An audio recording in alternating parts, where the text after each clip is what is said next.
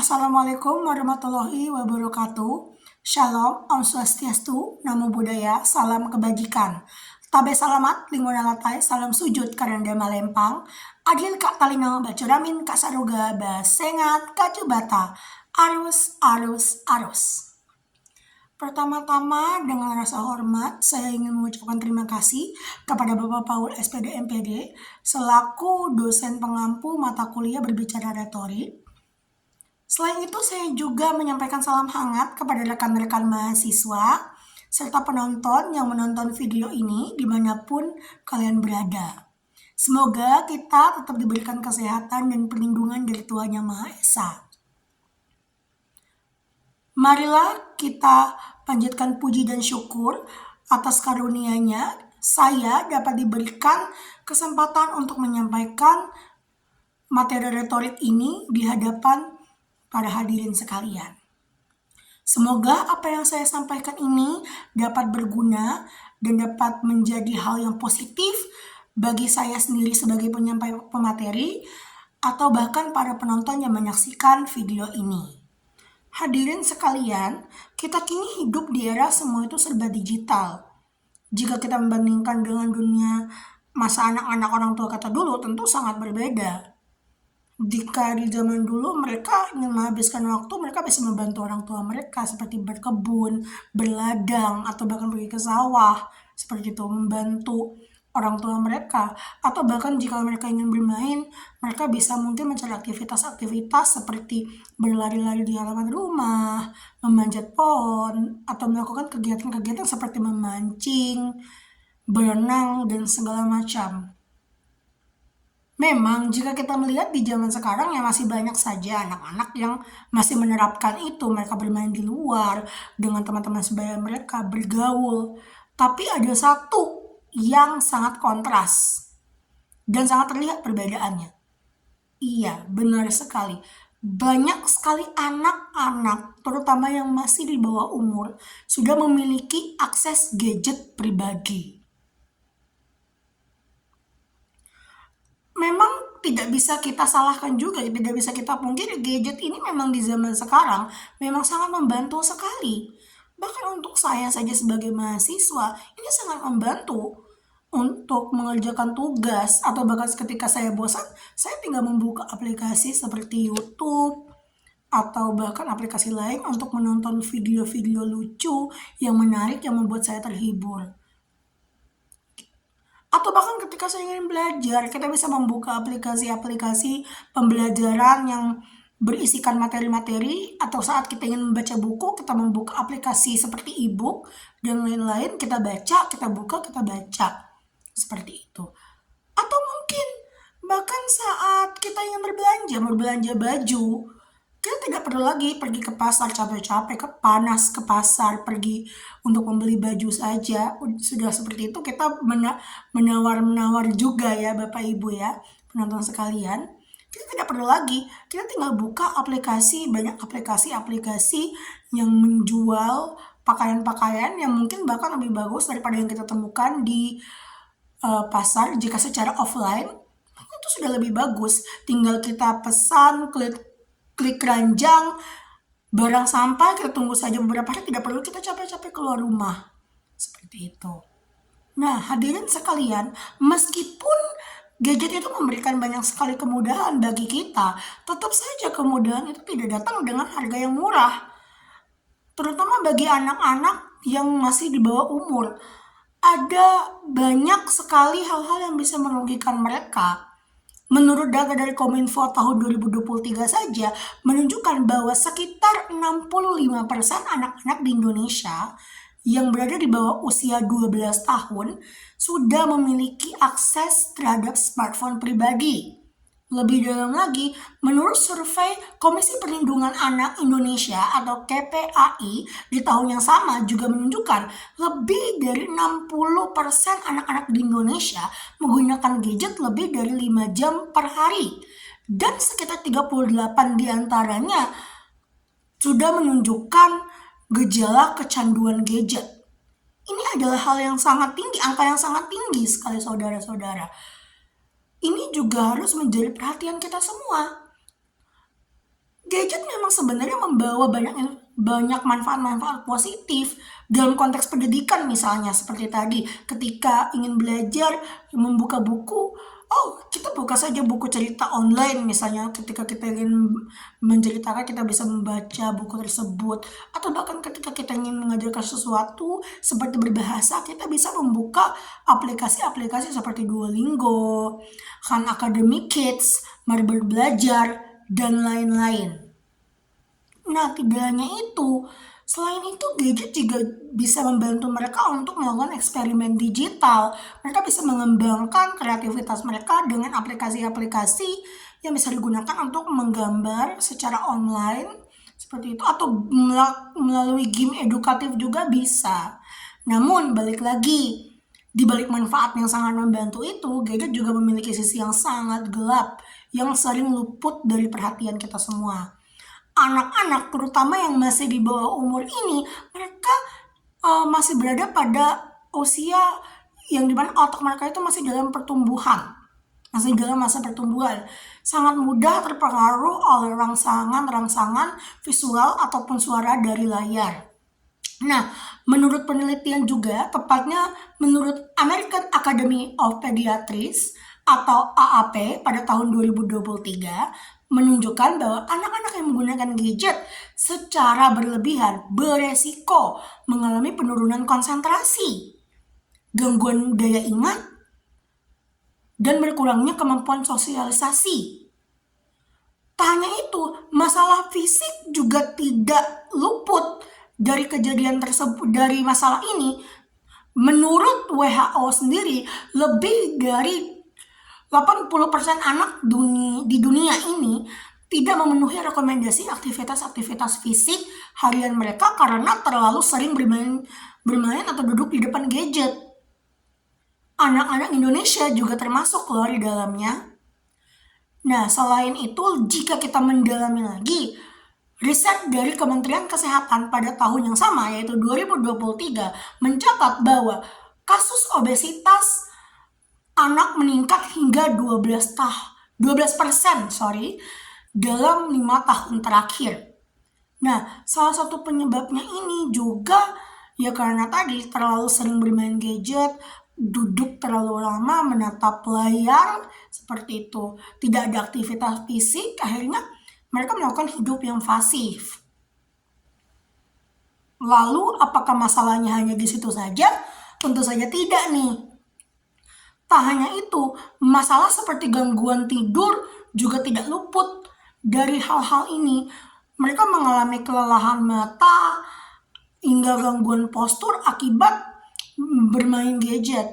Nah, kenapa ini bisa terjadi? Terjadinya hal ini disebabkan oleh cahaya biru yang dipancarkan dari layar gadget tersebut. Nah, cairan ini maksudnya, cahaya biru ini yang dipancarkan dari layar gadget ini terbukti bahwa dapat menghambat produksi hormon melatonin. Nah, hormon melatonin itu apa sih? Nah, hormon melatonin itu merupakan hormon yang mengatur pola tidur kita. Nah, lalu apa akibatnya? Kan hanya menatap gadget, apa ada dampak yang sangat negatif, apa yang membuat ini sangat berbahaya. Nah, akibatnya ini teman-teman, banyak anak-anak itu mengalami kesulitan untuk tidur karena mereka terlalu asik. Dan saya yakin tidak hanya kita saja, tidak hanya anak-anak saja, kita saja sebagai orang dewasa, mungkin sebagai mahasiswa mungkin juga mendapati hal yang sama ketika kita sedang menonton film atau drama-drama Korea, Cina, atau series-series luar negeri yang menurut kita menarik, kita akhirnya menonton itu secara terus-terusan, berjanji satu episode lagi, ujung-ujungnya kebablasan sampai subuh, tidak tidur gitu. Dan akhirnya melakukan aktivitas di siang hari jadi lelah, sulit fokus, bahkan saat kita sedang mendengarkan dosen menjelaskan materi, kita mungkin bisa merasa kelelahan. Dan ini juga terjadi pada anak-anak, gitu, terutama mereka yang masih dalam masa pertumbuhan. Tidak hanya itu, Yang lebih mengkhawatirkan lagi ketika ini sudah menyangkut masalah kesehatan sosial dan emosional anak-anak. Maksudnya, anak-anak yang terlalu sering bermain gadget itu cenderung lebih menyukai interaksi virtual. Dalam artian mereka cenderung memiliki dunianya sendiri di era di digital ini, di aplikasi digital ini, gitu. Akhirnya apa? Mereka jadi kurang sabar, emosian, mudah tersinggung, dan sulit memahami perasaan orang lain. Nah, berdasarkan penelitian dari Fakultas Psikologi Indonesia, Universitas Indonesia di tahun 2022 menunjukkan nih bahwa anak-anak yang menggunakan gadget lebih dari 3 jam per hari itu memiliki resiko 2 kali lipat gejala seperti apa? Gejala-gejala seperti kecemasan, depresi ringan dibandingkan dengan anak-anak yang lebih aktif di luar rumah.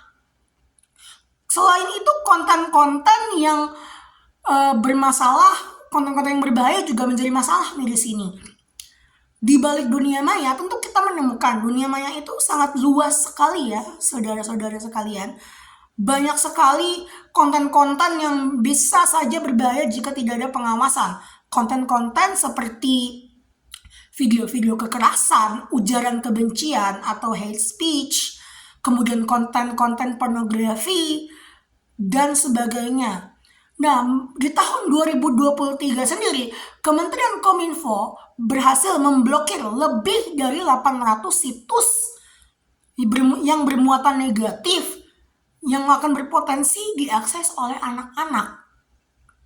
Artinya, ini menunjukkan bahwa rentan sekali ruang digital ini, gitu, dan sangat mudah sekali untuk disalahgunakan, terutama untuk melakukan eksploitasi. Nah, hadirin sekalian, kita tidak bisa serta-merta menyalahkan gadget.